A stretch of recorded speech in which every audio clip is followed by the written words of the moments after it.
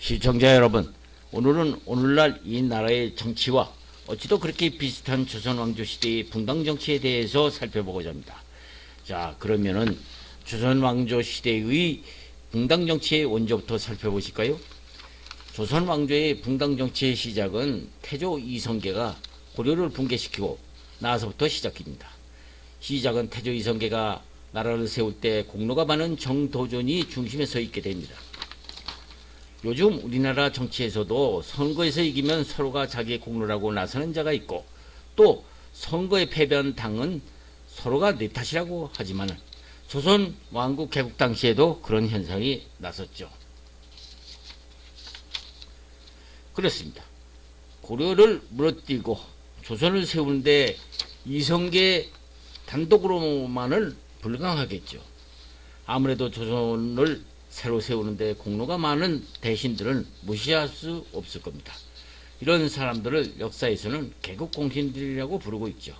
그런데 여러분도 잘 아시다시피 한때 대한민국의 수도로 선거 때가 되기만 하면은 단골로 등장하는 수도 이전론으로 시끌벅적하지만, 역시 이성계도 고려 수도 개성에서 정권을 잡고 한판 해보려고 했었죠. 그러나 여러분도 잘 아시다시피 만고충신으로 알려진 정몽주가 피살되고, 그토록 이성계가 자기를 따라달라는 고려 유신들은 개성 서쪽에 있는 두문동까지 모두 들어가서 나오지 않자 화가 난 이성계는 이 동네까지 붙어버립니다.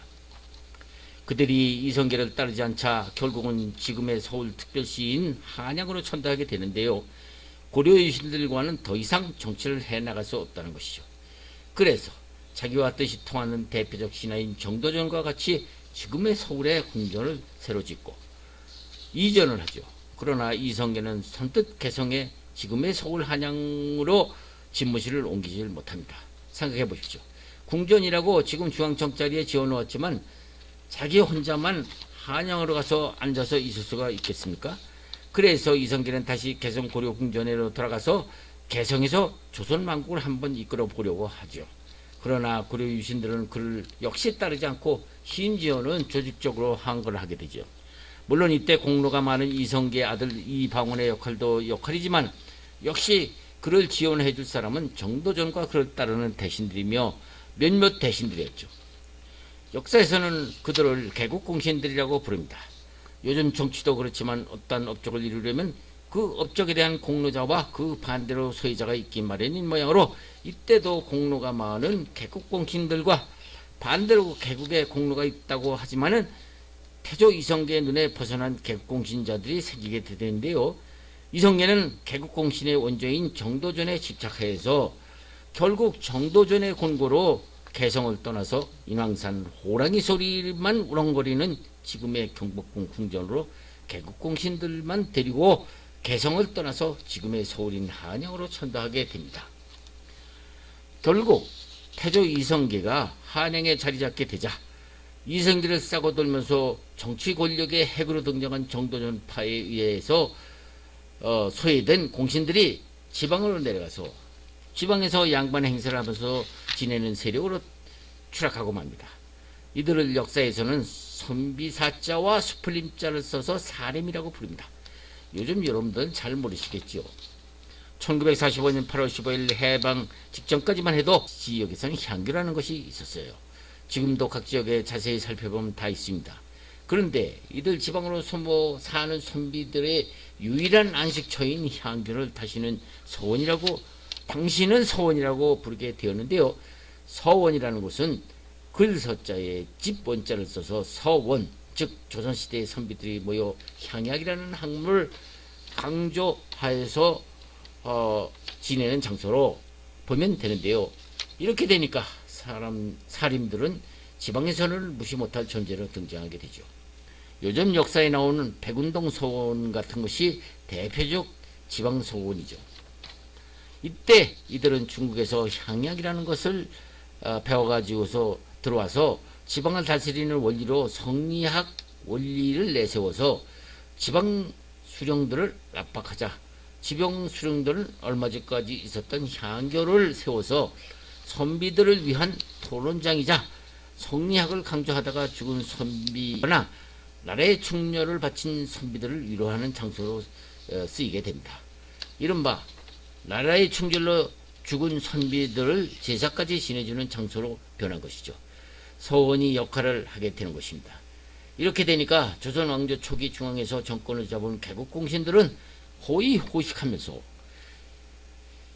영화를 누리는 반면 사림들은 지방에서 한 목소리로 내게 되죠. 여러분들 잘 아시다시피 개국 초기부터 조선 4대 왕인 세종까지는 이렇게 잘 나가는가 했는데요. 세종이 돌아가시고 세종의 손자인 단종이 임금으로 등극하자 요즘 사색당파 사색당파 하는 뿌리가 이때부터 발화되기 시작됩니다. 여러분도 잘 아시는 계의정난이라는 것이 바로 이것입니다. 이 계의정난이 무엇입니까? 조카 단종을 폐위시키고 수양대군이 등극한 사건이죠. 시청자 여러분, 단종을 폐위시키는데 수양대군 혼자 설마 했겠느냐고 의식까지 들지 않습니까? 그렇습니다. 수양대군 혼자 정권을 잡은 게 아니죠. 이때도 수양대군을 도운 공신들이 나타납니다. 그 유명한 한명회를 비롯한 여러 명이 있죠. 이때 수양대군으로서는 이들 공신들을 특별 대우를 하지 않을 수 없었죠. 그렇게 되니까 앞에서도 그랬듯이 태조 인성계를 도와 한양에서 호의호식하고 있던 개국공신들과 훗날 세조가 된 수양대군을 도운 공신들도 세조가 등극하자 개국공신과 못지않게 새로운 개국공신으로 등장을 하는 호의식하는 세력이 등장을 하게 된 것이죠. 이들은 역사에서는 훈구파라고 부르는데요. 시청자 여러분도 훈구라는 말의 뜻을 아십니까? 훈은 공로 훈자이고 구라는 뜻이 옛날 구라는 말인데요. 한마디로 태조 이성계나 세조 시대까지 나라의 공로가 있을 뿐만 아니라 이른바 옛 공로파 대신들, 심지어는 딸을 인구가 결혼까지 하게 해서 확고한 세력을 확보하게 되는 세력인데요. 그런데 이들에게 문제가 생깁니다.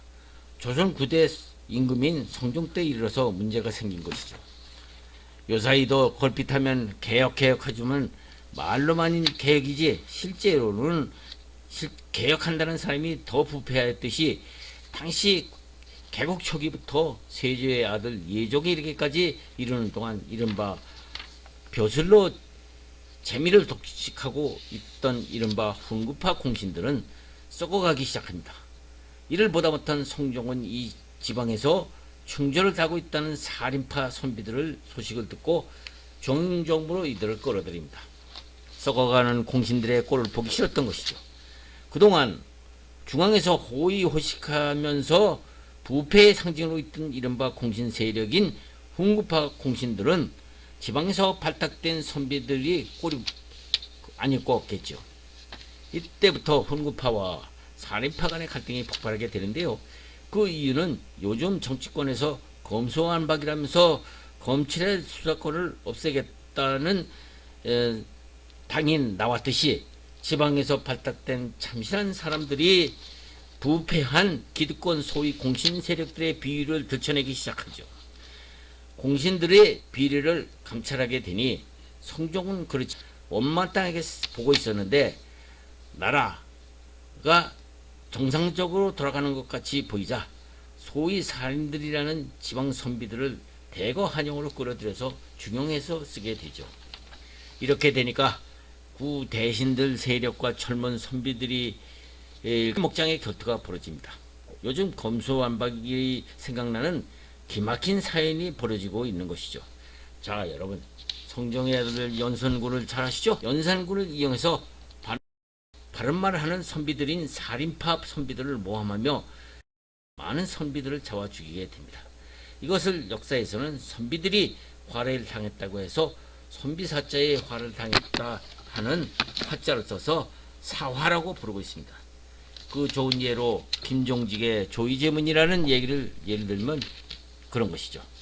당파성을 싫어했던 성종 때 등용되었던 젊은 선비 김종직이 성종 때 썼던 조이제문을 가지고 김종직은 이미 죽었는데도 연산군 때가 되자 김종직의 제자로 있던 김일손이라는 사람이 성종 때 김종직이 써놨던 조이제문 원고를 내용을 역사를 기록하는 직책에 있던 김일손이 사관이라고 불렀는데 역사적 기록을 이 원고로 옮기는 과정에서 이 원고를 늙은 대신들의 모임인 훈구파들이 보게 된 것이죠.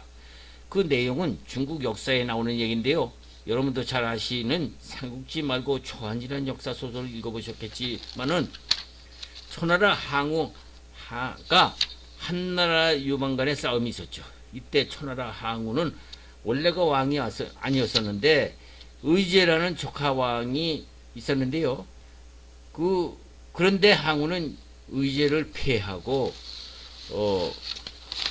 초나라 왕이 되면서 문제가 생긴 것이죠. 김종직이 쓴 조의제문은 이 부분을 드러내어 쓴 글이죠. 지방 살인파들이 그토록 금과 옥조처럼 떠받드는 성리학적으로 보면은 항우가 조카를 피하고 왕이 된 것은 잘못되어도 훨씬 잘못되었다는 글이죠. 이것을 늙은 대신들이 가만히 보고만 있을 수가 없어서 연산군에게 이 사실을 보고를 합니다. 시청자 여러분, 여러분은 이 얘기가 남의 나라의 얘기인데 초나라와 항우는 어쩌고 하는 것이 무엇이 문제냐고 하겠지요. 그러나 그 당시는 그렇지 않았습니다. 그 당시 우리나라는 모든 것이 중국의 제도가 표본이 되었던 시기이니만큼 그럴 수밖에 없었죠. 자, 시청자 여러분, 늙은 대신들이 가져온 조의제물을 연산군도 의아해 할 수밖에 없었죠. 늙은 대신들은 이때 이렇게 연산군에게 말합니다. 전하, 이거를 세조대왕을 비판하는 글입니다. 단순한 연산군은 그 말을 듣고 생각해보니 과연 그렇죠. 조카인 단종을 죽이고 왕이 된 자기 할아버지인 세조나 항우가 조카인 의제를 죽이고 왕이 된 항우가 떠오르는 순간 연산군은 금방 화를 냅니다. 아니, 어떤 놈이 감히 연산군의 화가 머리끝까지 치밀자 늙은 대신들은 이 글은 사초에 김일손 사관이 올리려고 하고 있습니다. 아니, 이놈들이 연산군은 결국 이 사건으로 관련자들을 모두 잡아 죽이게 됩니다. 그뿐이 아닙니다. 심지어는 죽은 김종직의 무덤까지 파헤쳐서 부관 참시까지 하게 됩니다. 그런데 젊은 살인파 선비들이라고 가만히 있지를 못했죠. 이것도 연산군 전 성종 때 얘기입니다. 성종이 사랑하는 왕비 윤씨 사이에서 낳은 아들이 연산군이었는데요. 연산군이 어렸을 때 하루는 성종과 윤씨 사이에서 술을 마시고 있었는데 윤씨가 왕이 여러 계비를 두고 자주 찾아주지 않는다고 하면서 질투하던 나머지 왕의 얼굴에 상처를 입힌 사건이 있었죠. 이 사건이 일어난 다음날 아침에 젊은 선비들이 임금의 용안을 보고 윤비를 폐위시켜야 한다고 간언하죠. 결국 성종은 원래가 젊은 선비 살인들의 말 잘 듣는 사람인지라 살인들 말을 존중해서 윤비를 폐위시켜 버립니다. 폐위당한 윤비는 궁궐에서 쫓겨나면서 젊은 살인들에게 독소를 퍼붓니다. 나를 이렇게 만든 것은 너희들 때문이라면서 두고 보자 젊은 선비들에게 독소를 퍼붓은 것이죠. 이것에 불안을 느꼈던 젊은 살인파 살인들은 폐위 윤씨를 사약으로 먹어서 후환을 없애야 한다고 주장하게 되었고 결국 폐위 윤씨는 사사당하고 말죠. 사약이라는 것은 왕이 내려주는 약이라고 해서 사약이라고 부르는데요. 이 사건을 성종이 죽은 후까지 비밀로 했었는데 이 사실을 늙은 공신들이 갑자기 꺼내들기 시작을 합니다. 연산군에게 이 사실을 알린 것이죠. 연산군은 그제서야 자기의 생모가 젊은 살인들의 모함에 의해 죽게 된 사실을 뒤늦게 알게 되고 자기 생모를 죽이게 한 당시 젊은 살인들을 모두 잡아 죽이라고 그들의 재산까지 모두 몰수를 해버립니다.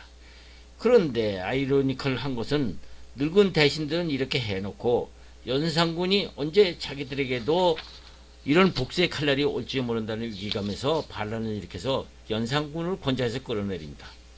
늙은 대신들은 그 후임으로 대군 중에서 중종을 새 임금으로 등극시킵니다. 중종은 대군에서 임금으로 되기는 했지만 늙은 대신들 꼴이 보기 싫어서 젊은 선비 살인들을 다시 끌어들여서 관직에 앉히게 되죠. 이때 예전처럼 혜성처럼 등장하는 사법고시 출신들이 등장하는 것처럼 참신한 젊은 살인들이 등장하게 되는데요. 그 이름도 많이 듣던 조광조라는 인물이죠. 조광조는 중종의 사랑을 듬뿍 받으면서 썩어빠진 늙은 대신들의 비리를 들춰내기 시작을 합니다. 시청자 여러분들 요새 여당이고 야당이고 계획서를 많이 들었죠? 그때도 임금 중종과 조광조는 개혁이라는 이름으로 실제 많은 개혁 정치를 펼칩니다.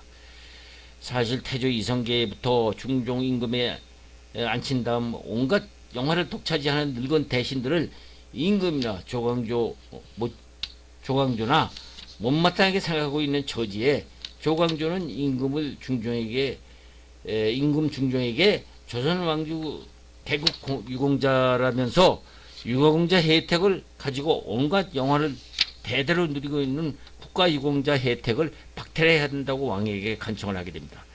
왕 중종도 그렇지 않아도 늙은 대신들이 옛날 나라에 대한 공로가 좀 있다고 해서 왜 온갖 혜택을 누리면서 자기들만 잘 살 수 있는가라면서 평소에 생각을 하고 있었던 참에 심지어 조광조는 임금 중종에게 그들 유공자라는 자들도 진짜 유공자들도 있지만은 가짜 유공자들도 백성들을 도탄에 빠지게 고생하는데 이들을 개혁하지 않으면 나라가 올바로 설 수 없다고 주장을 하죠. 그리고 늙은 대신들이 관청에 자기의 자식들을 대대로 불법 채용하고 있는데 지방에 있는 유능한 젊은 선비들을 채용해서라도 개혁을 한다고 주장을 합니다. 이른바 관리 추천제 관리 청구제라는 새로운 제도까지 만든 것이죠. 30대 젊은 선비 조광조의 주장에 중종도 처음에는 적극적으로 그에 동조했지만은 늙은 대신들 눈초리를 의식하며 조광조를 재차 의식적으로 피하게 되죠. 늙은 여우 같은 대신들이 이를 기회를 놓칠 리가 없었습니다. 여러분도 잘 아시다시피 드라마를 보신 분은 아시겠지만 주초위왕이라는 글을 아시죠? 나무 잎사귀 위에 한자로 주초위왕이라는 꿀을 발라 써놓게 해놓고 벌레가 그 부분만 갉아먹게 해놓으면 나무 잎사귀의 글자가 완전히 나타나게 되는데요. 그런 흉기를 늙은 대신들이 꾸민 것입니다. 늙은 대신들이 그 잎사귀를 임금 중종에게 가져와서 주초위왕이라는 뜻으로 모함을 합니다. 시청자 여러분, 여러분도 잘 아시겠지만은 주초위왕이란 무엇입니까? 주초위왕의 왕이란 무슨 뜻인지 들으셨겠죠? 한자에 조씨라고 쓰려면은 달릴 주변에 달릴 초자가 합쳐져서 조씨라는 글자가 되는데요. 늙은 대신들은 조씨가 왕이 되자 모반을 깨하는 것을 하늘이 계시로 알려주고 있다고 임금에게 주장을 합니다.